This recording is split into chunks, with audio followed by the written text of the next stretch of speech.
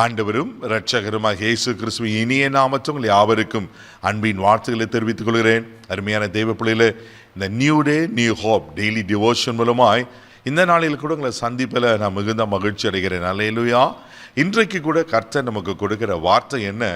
ஏசாயா தீர்க்கதரிசன புஸ்தகம் 55ஆம் அதிகாரம் 11வது வசனம் கூட வாசிக்க கேட்போம். அப்படியே என் வாயிலிருந்து புறப்படும் வசனமும் இருக்கும், அது வெறுமையாய் என்னிடத்துக்கு திரும்பாமல் அது நான் விரும்புகிறதை செய்து நான் அதை அனுப்பின காரியம் ஆக்கும்படி வாய்க்கும். பாருங்க, இங்க ஏசாயா தீர்க்கதரிசி மூலமாய் இங்க ஆவியானவர் எவ்வளவு அழகா இங்க எழுதி வைத்திருக்கிறார். இங்க சொல்லப்பட்டிருக்கு, நான் அதை அனுப்பின காரியம் ஆகும்படி வாய்க்கும். அல்லேலூயா.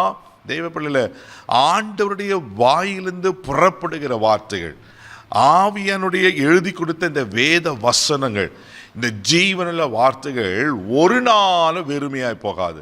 இங்க சொல்றாரு, நான் அனுப்பின காரியத்தை வாய்க்கும்படி செய்யுமா. ஆமென். ரொம்ப அழகா இருக்குது. என் வாயிலிருந்து புறப்பட்ட வசனம் இருக்கும், அது வெறுமையாயினிடத்தில் திரும்பாமல் நான் விரும்புகிறதை செய்து. அல்லேலூயா. ஆமென். நான் அதை அனுப்பின காரியமாகும்படி செய்யும் என்று ஆண்டவர் சொல்லுகிறார். அதுக்கு ஒரு உதாரணத்தை ஆண்டவர், ஒரு ஓமையை ஆண்டவர் சொல்றாரு. அதை ஏசாயா தீர்க்கதரிசன புஸ்தகம் 55ஆம் அதிகாரம் 10வது வசனத்தை கூட நம்ம வாசிக்க கேட்போம். மாரியும் உறைந்த மழையும் வானத்திலிருந்து இறங்கி அவ்விடத்திற்கு திரும்பாமல் பூமியை நனைத்து அதில் முளை கிளம்பி விளையும்படி செய்து விதைக்கிறவனுக்கு விதையும் புசிக்கிறவனுக்கு ஆகாரத்தையும் கொடுக்கிறது எப்படியோ. அல்லேலூயா. பாருங்க, எவ்வளவு அழகான ஒரு கம்பாரிசன் பாருங்க.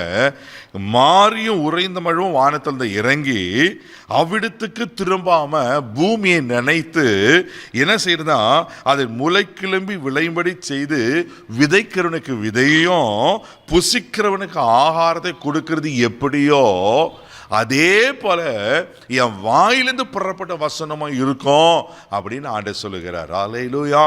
அது அந்த காரியம் வாய்க்கும்படி செய்யுமா. தேவ பிள்ளைகளே, ஆண்டவர் உங்களுக்கு என்னென்ன வாக்குத்தத்தங்களை கொடுத்திருக்கிறார். ஒருவேளை இந்த 2024வது வருஷத்துல இந்த வாக்குத்தத்தம் ஆண்டவர் கொடுத்தாரு, இன்னும் நிறைவேறலையே கலங்கி கொண்டிருக்கீங்களா? தேவ பிள்ளைகளே, ஆண்டவர் உங்களுக்கு என்னென்ன தீர்க்க தரிசன வார்த்தைகளை சொல்லியிருக்கிறார், அந்த வார்த்தைகளை இன்னும் நிறைவேறலை கலங்கி கொண்டிருக்கீங்களா? நிச்சயமா அந்த காரியம் வாய்க்கும். அந்த வார்த்தைகள் பொய்யாகாது, அது ஜீவனுள்ள வார்த்தை. ஆமென். வானத்திலிருந்து மாரியும் பனியும் பெய்து பூமியை பலனை கொடுக்குமானா, தெய்வ பிள்ளையே, உங்க ஆண்டவர் சொன்ன வார்த்தை பொய்யாயிடுமா? ஒரு நாளும் பொய் ஆகாது. யோவான் சுவிசேஷம் 6ஆம் அதிகாரம் 63வது வசனம் கூட வாசிப்பீங்கன்னா அங்க அழகா சொல்லப்பட்டிருக்கோம். வாசிக்க கேட்போம். ஆவியோ உயிர்ப்பிக்கிறது, மாம்சமானது ஒன்றுக்கும் உதவாது.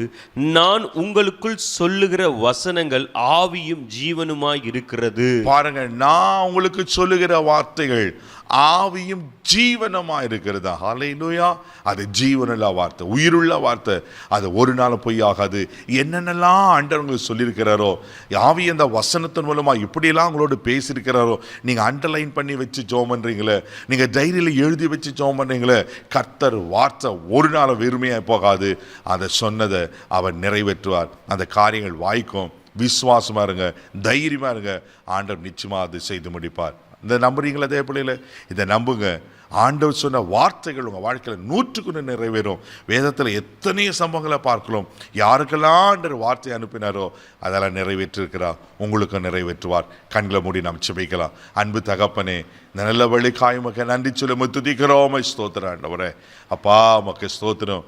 ஆமென். என்ற அந்த மழை எப்படி பூமியை நனைத்து ஆண்டவரே விதைக்கிறனுக்கு விதையும் புசிக்கிறனுக்கு ஆகாரத்தை கொடுக்கிறதோ, ஆண்டவரே என் வார்த்தையும் அப்படியே இருக்கும். நீங்க சொல்லியிருக்கீங்கப்பா, யாருக்கு என்னென்ன வார்த்தைகளை நீங்க கொடுத்திருக்கிறீங்களோ, வாக்குத்தத்தங்களை கொடுத்திருக்கீங்களோ, இயேசுவின் நாமத்தில் இந்த நாளில் அதை நிறைவேறுவதாக. ஆவியாய் ஜீவனமா இருக்கிற வார்த்தை வெளிப்பட்டுட்டாங்க ஆண்டவரே, அது உயிர்ப்பிக்கட்டும். இதில் ஆசீர்வதிங்க. நீங்க சொன்னதை செய்கிற கர்த்தர் ஆண்டவரே, நீங்க சொல்லியும் செய்யாதிருப்பீரோ என்று வேதத்தில் வாசிக்கிறோமே. நீங்க சொன்னது தான் ஆசீர்வதியும் கனப்படுத்தும். இந்த நாள் முழுவதும் கரம் பிடித்து நடத்தும். இயேசுவின் மூலம் மக்களும் பிதாவே. ஆமென். அவர் உங்களுக்கு சொல்லியிருக்கிறார். தைரியமா போங்க. God bless you.